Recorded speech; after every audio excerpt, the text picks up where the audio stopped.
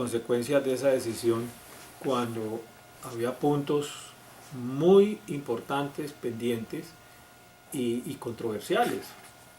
No eran puntos nada fáciles, no solamente los dos puntos de la agenda que faltaban, el fin del conflicto y el tema de la refrendación y de la implementación de los acuerdos, sino también los puntos que quedaron en el refrigerador en los que ya estaban acordados. Entonces el tiempo no era suficiente para eso. Pero bueno, ellos lo creyeron así y eso entusiasmó mucho al país y sobre todo generó una expectativa de que ya el conflicto por fin se iba a acabar el 23 de marzo. Pero ¿qué ocurre? Ocurre primero que se demostró que el gobierno tiene muchos problemas, muchas dificultades internas y sobre todo la presión que sobre él está ejerciendo la extrema derecha y los sectores aún dentro del gobierno que se oponen a la paz, a la solución política. Porque aprobado el tema de víctimas en el mes de septiembre, volvieron a abrir la discusión porque supuestamente había que hacerle unos ajustes, que más que ajustes eran cambios, debido a las presiones, a los editoriales, a los columnistas de opinión y en general a voces que desde el establecimiento le advirtieron a Santos que bajo las condiciones de ese acuerdo iba a ser muy difícil que ellos respaldaran un eventual plebiscito o un mecanismo de refrendación cualquiera que él fuera. Eso demoró 2 meses, el tomar el hilo de la discusión sobre los temas pendientes, porque hubo que volver al tema de víctimas y solo hasta el mes de enero quedó aprobado, quedó en firme, como ya lo está. Incluso todavía hay sectores que dicen que hay que replantear y que es gente del Partido Conservador, uribistas, en fin. Pero eso demoró mucho. Pero además los temas que estaban colocados en la mesa no eran tan fáciles. El gobierno creyó que era fácil. Aquí hay que hacer una reflexión. Yo siempre he criticado una posición del gobierno y es que desde que comenzó a buscar los acuerdos con las FARC, en la parte secreta incluso, yo estuve pues desde el comienzo en todas estas gestiones de facilitación y en esa parte secreta vi que el gobierno partió siempre de la idea de que era el que tenía que poner las normas, establecer los criterios, porque estaba frente a una guerrilla derrotada y que era un acto bondadoso, era un acto de desprendimiento del gobierno el ofrecerle a la guerrilla pues un acuerdo digno. Y para él el acuerdo digno era desmovilizarse, entregar las armas y no más. Y eso fue una equivocación. Y sigue equivocándose en eso, porque justamente hacia el 23 no se logró nada. La idea era que por lo menos hubieran podido anunciar algún acuerdo esencial en materia del cese bilateral de fuegos o de dejación de armas o un acuerdo sobre el mecanismo definitivo de refrendación, y nada de eso hubo. Precisamente fue porque el gobierno pretendió que las FARC se sumaran a decisiones ya tomadas por ellos, como el caso del plebiscito en lo que tiene que ver con la refrendación y en el caso de las zonas de ubicación en lo que tiene que ver con las reformas a la ley de orden público que se están haciendo al Congreso y que fueron decisiones unilaterales del gobierno, que perdieron el espíritu de bilateralidad que tiene la mesa. Yo creo que eso fundamentalmente, a eso se debió el que no se cumpliera la fecha. Porque hoy se está diciendo es que las FARC no quisieron, que las FARC fueron los que no pusieron de su parte pues para que se fijara una fecha definitiva de la dejación de armas, cosas por el estilo. Entre otras cosas que ya están definidas, porque en el acuerdo de La Habana, donde está la agenda, se dice que la dejación de armas comenzará 60 días después de firmado el acuerdo. O sea, ya hay un tema. Incluso entiendo que a partir del 6 de abril, que se inicia el nuevo ciclo, van a discutir una hoja de ruta, una especie de cronograma en donde se van a establecer seguramente los tiempos de discusión para los temas que queden, con la finalidad de que ya se pueda prever, yo no diría una fecha definitiva como pretende el gobierno, pero sí un tiempo razonable, un tiempo en el cual se pueda decir de aquí al mes de junio o julio vamos a tener ya un acuerdo definitivo.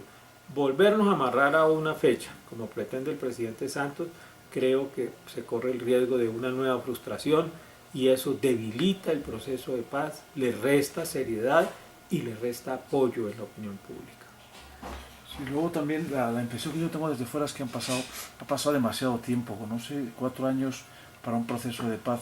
Ha erosionado mucho al presidente, que está en una popularidad bajísima, y luego ha, digamos, desmotivado mucho a la sociedad, ¿no? Hay una desconfianza de la sociedad hacia el proceso de paz, ¿no? ¿No piensa que ha sido demasiado tiempo y que habría que haberlo agilizado un poquito más? Difícil, yo creo que era difícil agilizarlo.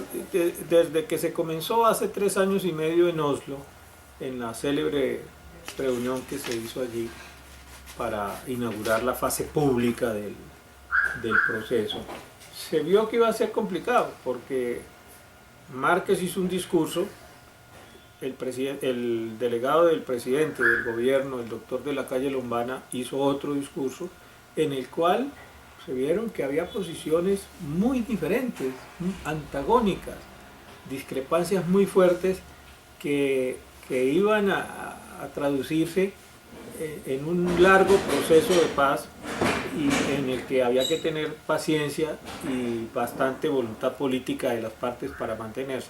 Entonces, todo eso era previsible. Me parece que el gobierno no lo entendió así, creyó que iba a ser más fácil, comenzó a jugar con el tiempo, a poner tiempos, fechas para cada decisión, y fechas unilaterales, además, en las cuales se fracasó siempre. Nunca se cumplió nada de eso. Eso fue debilitando. Y fuera de eso, el presidente Santos nunca entendió que su labor como presidente, teniendo como eje la paz, era defender ese proceso, mantener en alto la defensa del proceso, y lo que hizo fue comenzar a cuestionarlo, hacerle concesiones a la extrema derecha. Eso lo debilitó. El propio gobierno fue el que dijo: nada de lo que ocurra fuera de la mesa puede alterar el funcionamiento de la misma. Pero ¿cuándo se ha alterado? Se ha alterado cuando ocurrió la retención del general Alzate, que fue un hecho fuera de la mesa y que no estoy diciendo que ha sido normal y justo ni nada de esto. Yo creo que saludo muy bien el hecho de que se haya logrado resolver de manera humanitaria esta situación que padeció el general Alzate, o los hechos del Cauca, que también fueron lamentables, pero todo eso afectó la mesa y en contravía a lo que había dicho el gobierno, y eso le restó fuerza, le restó seriedad, y además el hecho mismo de que el gobierno no hubiera logrado ni siquiera que la unidad nacional, los partidos que apoyan al gobierno, estuvieran de manera disciplinada, por decirlo de alguna forma, respaldando el gobierno. No logró el consenso, como no lo ha logrado todavía en la unidad nacional, para que le respalden el proceso de paz. Todos sabemos que el Partido Conservador prácticamente está a punto de salirse pues del gobierno, o por lo menos de la unidad nacional, no sé si del gobierno, porque no comparte plenamente el tema de la paz. El mismo vicepresidente, el señor Vargas Lleras, se ha mantenido a distancia frente al tema del proceso de paz, entretenido en su campaña electoral presidencial, al frente de todas estas obras o mega obras de infraestructura que se están haciendo en el país y que le sirven pues como situación en una coyuntura electoral próxima.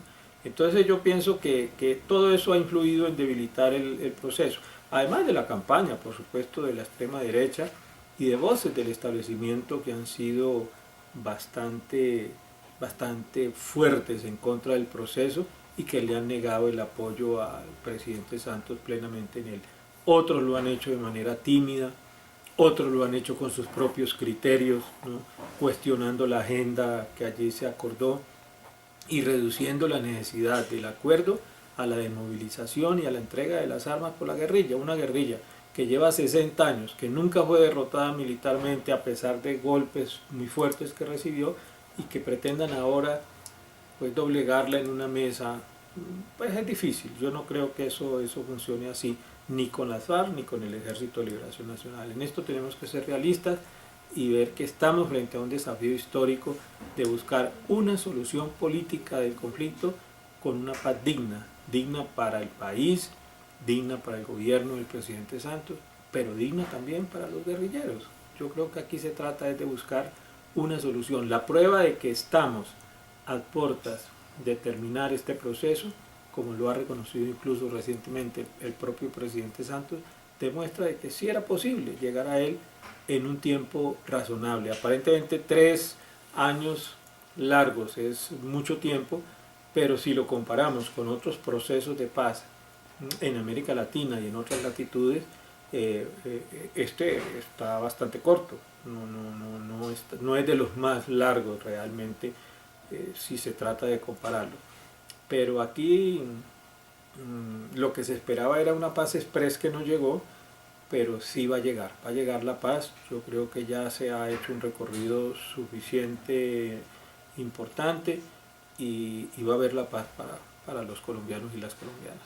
Sí, dice el uribismo siempre dice que las FARC no tienen voluntad política de llegar a un acuerdo. ¿Usted piensa así? No, en esta ocasión no creo, sí. Yo creo que las FARC han demostrado y creo que como nunca, es decir, estamos ya discutiendo el tema de dejación de armas, que es el tema, digamos, más complejo para un movimiento guerrillero. Las armas son los que le garantizaron a ese movimiento guerrillero existir, hacerse fuerte en determinadas regiones y ser una amenaza, digamos, para el statu quo, para el establecimiento colombiano. Entonces, poner a esa guerrilla a hablar hoy sobre el tema de la dejación de las armas, más no la entrega, sino la dejación de las armas, entendida como el desprendimiento que tiene que hacer la guerrilla de las armas, pero no como una señal de derrota ni nada parecido. Entonces yo creo que si estamos hablando de este tema, si la guerrilla ha colocado en la mesa su decisión de dejar las armas y el país está reconociendo ese hecho, no me cabe la menor duda de que ellos están demostrando su voluntad, quieren llegar hasta el final. Lo que pasa es que quieren hacerlo sobre la base de cierto respeto, de cierta consideración, en el sentido de que ellos han demostrado voluntad y hay unos acuerdos que se establecieron en La Habana y que tanto el gobierno como la guerrilla deben acatar y deben respetar. Sí. Ayer estuvo hablando este hombre, el Vivanco, que se llama, de la organización estadounidense Human Rights, y decía que el temor que él tenía sobre Colombia es que fuera una paz sin justicia y con impunidad. Pero hablando de las dos partes, dice, yo tengo la impresión que los falsos positivos no se van a juzgar por dejar que determinados guerrilleros no cumplan sus condenas. ¿Cree usted que, como Vivanco dice, va a ser una paz sin justicia? No, yo creo que el acuerdo de víctimas y de justicia es bueno, es positivo, porque es la síntesis de lo que ha ocurrido en el país a lo largo del conflicto. Aquí se vivió un momento complejo al comienzo del proceso, porque tanto el gobierno como las voces del establecimiento colombiano le exigían a las FARC todo, apostarle a todo. Ellos eran los que tenían que definir, explicarle a las víctimas, darle la cara a las víctimas, reconocer que fueron victimarios, pero no se hablaba de más nada. No se hablaba del Estado colombiano, por ejemplo, que ha sido el principal victimario. Yo no estoy hablando del gobierno de Santos, estoy hablando del Estado histórico de este país. Es que la historia de Colombia es una historia de violencia ejercida desde el poder. Justamente por esa razón el tema político en la agenda es tan importante. El tema de la democracia, el tema de la reforma política, el tema de la reforma electoral, el tema de las garantías para que todos los colombianos puedan actuar en plano de igualdad y con derechos iguales en los procesos electorales y en la vida política nacional, sin el temor a ser asesinados, como ocurrió con la Unión Patriótica y con otros partidos y movimientos de la izquierda. Entonces, aquí esa visión unilateral de que era la guerrilla la que tenía que dar la cara a las víctimas, se cayó con el acuerdo de víctimas. Eso fue lo que no le gustó a algunos sectores, porque no son solo el Estado el que tiene que dar la cara, en general el establecimiento, los partidos tradicionales. Aquí hubo caciques regionales que participaron en la creación de los grupos paramilitares y fueron determinadores de genocidios. Hay incluso gente de esos partidos que están en la cárcel, del Partido Liberal y del Partido Conservador, no solo por la parapolítica, sino como determinadores de genocidios. Entonces todo esto pues tenía que traducirse en ese acuerdo de víctimas, que es como quedó. Entonces me parece que aquí va a haber justicia. Ahora, por supuesto, va a haber una dosis de impunidad en algunos casos para los que quieren ver a la guerrilla presa por cualquier cantidad de años, pues, y recluida en una cárcel. Porque en eso, por supuesto, el acuerdo es laxo, no solamente con ellos, con todos los sectores que se hagan reconocer como victimarios. Y todo eso se hace en función de un bien supremo, que es la paz. Aquí tenemos ese problema, esa discusión la hay con las organizaciones no gubernamentales de derechos humanos, que es un poco lo que representa el señor Vivanco, y es que todos tienen que responder y todos tienen que irse para la cárcel. Así no habría nunca paz en este país, si es así. Decirle a los militares, a los empresarios, a los políticos que son victimarios y a los guerrilleros que van a dejar las armas, que no pueden actuar en política y que se van a tener que ir 20 o 30 o quién sabe cuántos años más a una cárcel para decir que sí hubo plena justicia, pues es difícil. Por eso la ley de víctimas lo que establece es un sistema gradual en una justicia restaurativa, no es una justicia punitiva. Entonces me parece que es lo que da para un proceso de paz. Por ejemplo, en los acuerdos anteriores, claro, se dice, no había la Corte Penal Internacional, no había los rigores del mundo frente a esos temas, pero en los anteriores procesos de paz hubo amnistía total. El compañero Navarro no fue ni un segundo a la cárcel, que ahora es tan crítico pues de todos los acuerdos que se hacen en La Habana. Navarro todos los días está, que la torpeza de las FARC, que la torpeza del gobierno, que nadie no sé qué. Entonces es un crítico gratuito todos los días de lo de La Habana, pero él no se acuerda que él como comandante del M-19, que también fue victimario, también lo fue, como son las FARC y como son el ELN, porque en una guerra se cometen, pues desgraciadamente las guerras son así, se cometen pues cualquier tipo de tropelías y de cosas. Entonces Navarro no se acuerda que él no fue ni un minuto a la cárcel, o Petro, o cualquiera de estos otros que estuvo al frente del M-19. Entonces, esos son los procesos de paz. En función de un bien supremo, que es la paz, pues sin duda hay que ajustar, no a la impunidad total, pero sí a ciertos rigores que permitan satisfacer a las víctimas, porque hay verdad, hay justicia, hay reparación y hay sobre todo un compromiso de no repetición, pero sobre la base, por supuesto, de que se va a priorizar es en el tema de la paz, que todo eso va en función del logro de la paz. Por eso la ley de víctimas, el acuerdo de víctimas que se hizo, prevé cosas muy importantes, no solamente la parte de justicia, de una justicia que quizás va a ser laxa con el que reconozca sus delitos y toda esta cosa, pero también va a ser muy importante en el tema de verdad, de reparación y en el tema de no repetición. Yo creo que eso es lo más importante de todo esto.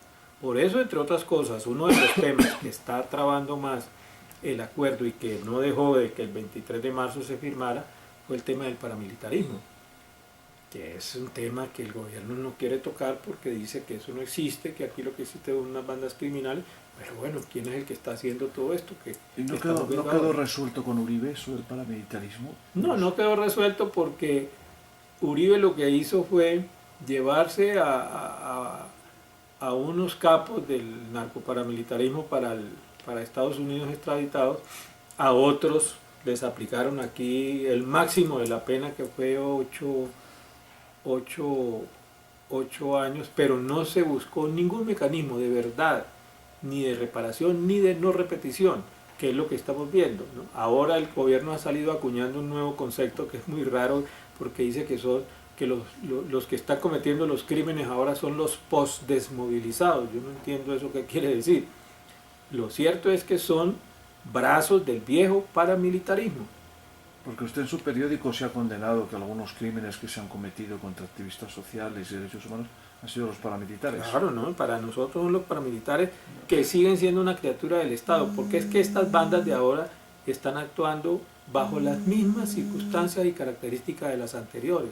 Es decir, lo hacen ligados a la fuerza pública en algunas partes, a políticos regionales, haciéndole favores a empresarios de la tierra o del campo. Entonces, en eso hay distintas cosas, distintas expresiones, distintas manifestaciones. Y luego usted estaba leyendo un libro suyo y también leyendo un poco historia de las FARC. Y claro, se habla un poco en su libro que las condiciones sociales, de inequidad social, de falta de expectativas, de pobreza, han creado unas condiciones sociales y económicas que propiciaron un poco el conflicto. Si se firma la paz, esas condiciones, yo por lo que veo con los índices de desigualdad, siguen. ¿Cree usted que se podrán aminorar o se podrá corregir eso? No, es una buena pregunta porque ese es un debate que hay. Es un debate que hay incluso en la izquierda, porque hay sectores de la izquierda que pretenden que la paz, que a este proceso de paz de La Habana y del ELN se llegue cuando todos los problemas del país estén resueltos. Es decir, como decía el expresidente Alfonso López Miquelsen, es la aspiración de una revolución por contrato en una mesa de diálogo. Eso es imposible. Pretender en una mesa de diálogo donde hay una guerrilla revolucionaria sentada con el señor Santos, que es un representante del neoliberalismo, pretender pues que haya cambios y transformaciones profundas, no. Por eso nosotros, y hemos insistido mucho en nuestro periódico, a lo que aspiramos, y en eso entendemos la posición de las FARC, es que se puedan llegar a unos acuerdos sobre las causas que originaron el conflicto. Es que aquí la clase dominante colombiana ha sido muy mezquina. El conflicto lo originó el fenómeno de la tierra, el problema del latifundio, de la violencia para defender la exagerada concentración de la propiedad sobre la tierra. Eso en la década de los años 40, y eso no ha cambiado. Que sigue. Y eso sigue igual. Ahora, lo que ha habido es como un reemplazo en quienes la concentran. Ya no son los latifundistas de hace tantos años, sino son también los ganaderos que tienen semejantes 42.000 hectáreas, si no estoy mal, destinadas a la ganadería extensiva. Las vacas más cómodas del planeta están en Colombia, mientras no hay soberanía alimentaria en un país que tiene tierras fértiles pues para una gran producción agropecuaria. Entonces, ¿qué pasa? Que mientras no se resuelvan esas causas, pues va a ser difícil. Y yo no estoy hablando de que hay que quitarle la tierra a los ganaderos y a los latifundistas, no, porque eso no podría ser, no habría lugar a la paz si se plantea así.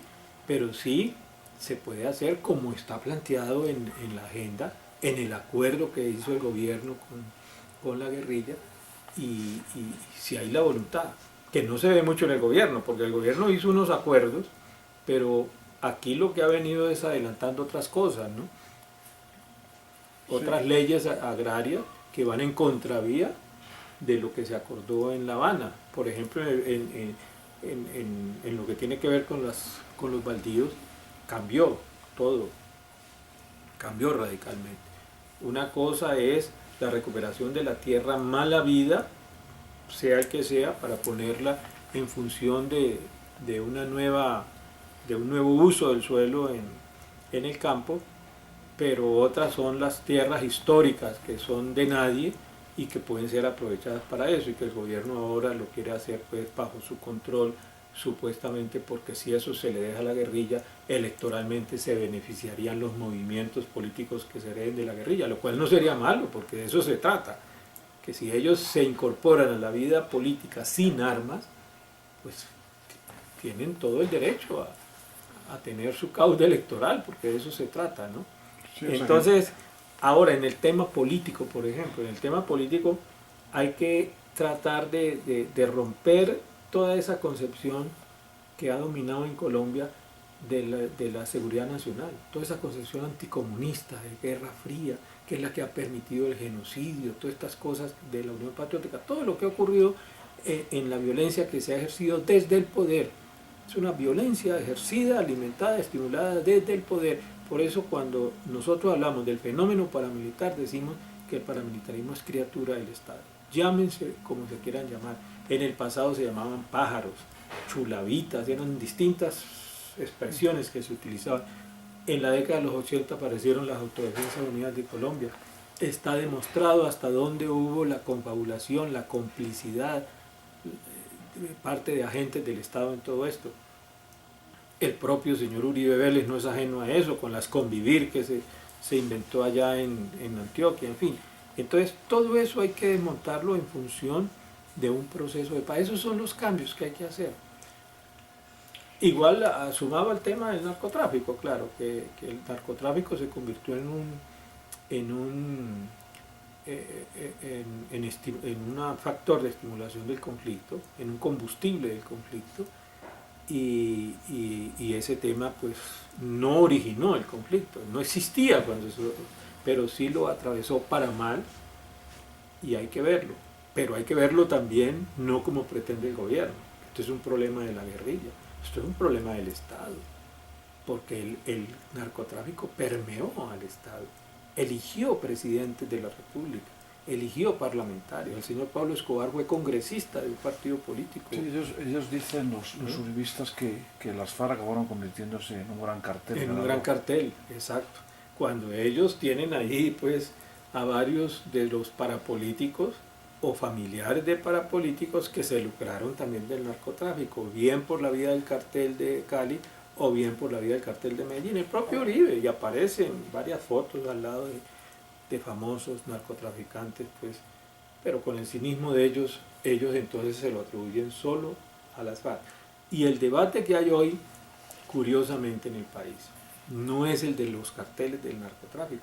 Sí, solamente el cartel de las FARC y lo señalan y tal, pero no están discutiendo el tema del peso que tienen los herederos, digamos, del tráfico de drogas en Colombia, sino el tema de los cultivos ilícitos, que es de gente pobre, son campesinos, que ante el vacío de la reforma agraria acudieron a eso, a los cultivos de uso ilícito para poder sobrevivir, que son parte de la cadena del narcotráfico, pero en su origen es otra cosa y que se pueden combatir con decisiones sociales y no con represión, mientras que los carteles del narcotráfico siguen haciendo de las suyas, siguen exportando la droga, siguen llevándosela.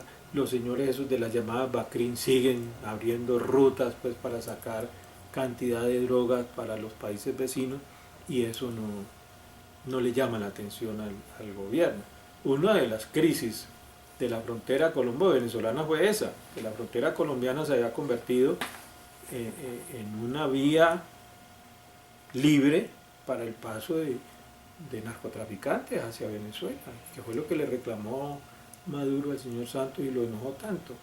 Entonces todo esto, estas cosas son las que tienen que verse para poder resolver el problema. Por eso, si no hay una discusión seria sobre los temas sociales y políticos y una capacidad del gobierno de Santos de garantizar que esos acuerdos se respeten, va a ser muy difícil la paz. La paz no se puede reducir a la desmovilización de las guerrillas. Es más, para mí, ya es una apreciación muy personal, lo más importante del proceso de paz son los acuerdos sociales y políticos, de las causas que originaron el conflicto. Yo no estoy pretendiendo que cambien el modelo económico, ni que el país, ¿cómo es que dice Uribe? Que queremos es la dictadura del proletariado y todas esas cosas. No, eso no, ese no es el problema hoy. El problema de hoy es que tiene que haber una paz con democracia y con justicia social. Por lo menos en los factores que originaron el conflicto. Que desaparezcan las causas fundamentales, no todas, pero sí las fundamentales del conflicto. Porque también sería muy triste para la guerrilla decirle al país, 60 años nos metimos nosotros a una guerra supuestamente para tomarnos el poder y resolver los problemas del país, pero no se pudo, entonces aquí entregamos las armas y esto. ¿Con qué cara le van a decir a la gente, hombre, este país se sumió en una tragedia de 60 años para nada? Ese es el problema también. Y luego entonces el escenario final que usted vislumbra es que las FARC se conviertan en un partido político en el sentido clásico y participen con los demás Sí, actores. claro, claro. Ese es el objetivo en el tema político, de que quienes hicieron la política con armas, argumentando de que no tuvieron garantías, al resolverse el problema ese de las garantías por las reformas políticas, tendrán que actuar en la vida política sin armas, aprovechando las nuevas condiciones. Es más, yo creo incluso que debemos desde la izquierda adelantar desde ya la idea de un movimiento unitario, amplio. El eje puede ser el Frente Amplio. Esa es la pregunta, ¿y la izquierda qué va a hacer ante ese escenario? ¿Unirse? Tenemos que hacerlo, unirnos y abrir el espacio inclusive para que la guerrilla ya desmovilizada y actuante en la vida política pueda incorporarse a ese torrente unitario, que ese es un debate. Hay quienes dicen que no, que es la guerrilla para allá, lejos de... Pues si las FARC van a ser un factor más de atomización en una situación que la izquierda no es un actor relevante, va a ser peor el remedio que la enfermedad, va a ser un problema para ustedes, ¿no? Claro, pero tenemos que entenderlo, que ese paso tenemos que dar también, porque pretender que las FARC y el ELN se conviertan en un gueto político en la izquierda, eso no tiene sentido. Lo que tenemos es que atraerlos a una izquierda nueva, civilizada, no sectaria, en donde no haya hegemonismo y donde todos tengamos claras las reglas del funcionamiento y las respetemos. Todos, tanto los que estamos aquí haciendo política sin armas desde hace tantos años, como los nuevos que se están incorporando dejando las armas para poder actuar en la vida política. Ese es uno de los aspectos más importantes que se pueden desprender de los acuerdos de paz en el llamado posacuerdo o posconflicto, es que la izquierda pueda surgir como una opción de poder. Porque si no es así, ¿qué va a pasar? Que quienes van a seguir gobernando son los mismos. Entonces, hacer semejante esfuerzo de paz para que el statu quo siga siendo igual, entonces por lo menos tiene que haber algo, una perspectiva, una posibilidad a mediano tiempo de que esto puede cambiar. Si no, no tiene sentido. Sí, voy a terminar con una frase. Entrevisté hace como 2 meses a José Tulio Gaviria y decía que las FARC lo único que quieren en la mesa de La Habana es lograr la impunidad y no ir a la cárcel. ¿Qué le parece esa aseveración? No, yo no. Es decir, la parte de por supuesto, de que haya una solución al tema de la justicia, pues es parte del debate, lógico. Creo que lo dijo Kofi Annan, al contrario de lo que dice José Tulio. Kofi Annan lo dijo cuando vino una vez a Colombia, ya siendo el secretario de Naciones Unidas, y que le preguntaron sobre eso, dijo, mire, ¿qué guerrilla va a hacer la paz para irse para la cárcel? Una guerrilla hace la paz es para incluirse en la vida política. Aquí hasta Lira lo hizo así. Claro, todo. Aquí incluso el acuerdo de víctimas lo que está previendo es que todos, por lo menos a nivel jerárquico, van a tener que responder. Van a tener que responder con verdad, con justicia, reparación. No necesariamente con 20, 30, 40 años de cárcel, pero sí van a tener que responder ante la historia, ante el país, ante las víctimas, por los hechos que cometieron. Eso es muy importante, y no solamente la guerrilla. Que el señor Uribe se cuide, porque él también tiene que responder, y José Tulio y todos ellos, por lo que hicieron. Ellos no fueron pues las damas, las monjitas de la caridad pues en la casa de Nariño. Quizá una salida ahí, no sé si usted lo piensa igual, a la salvadoreña, que los que habían liderado la guerrilla, una vez que llega la entrada a la vía política, se retiraron y pasaron a segundo plano. Claro. A lo mejor era una salida. Sí, pues, sí. Todo eso seguramente se va a considerar, pero las FARC sin duda se van a convertir en un factor político, y sé que lo están considerando ya. Sé que lo están considerando. Incluso para no incomodar a nadie, ellos no están pidiendo pista con ninguno, ni siquiera con Marcha Patriótica, como están diciendo que Marcha fue la creación de las FARC para llegar. No, las FARC están como pensando en otra cosa distinta, como un proyecto de ellos propio. No sé hasta qué punto junto con el ELN, pero por lo menos es su proyecto, que nosotros debemos permitirlo, debemos aceptar lo que lo haga, en la perspectiva de que cuando aquí se conforme un movimiento unitario, que ya está eso en el debate, eso ya se está considerando, tiene que estar abierto a esa posibilidad. Eso no es fácil, va a haber en la izquierda quienes no lo acepten así, pero sin duda que es parte del debate que tenemos que armar, porque si realmente queremos cambiar el país, transformar el país por la vía política, sin armas, una transformación democrática, tenemos que hacerla con un gran movimiento político, no solamente de la izquierda tradicional o de la izquierda que sea democrática, como se dice, sino de toda la izquierda y de los sectores democráticos del país, no necesariamente de izquierda, pero que estén de acuerdo con los cambios y con las transformaciones que Colombia requiere. Pues eso era todo. Le doy las gracias.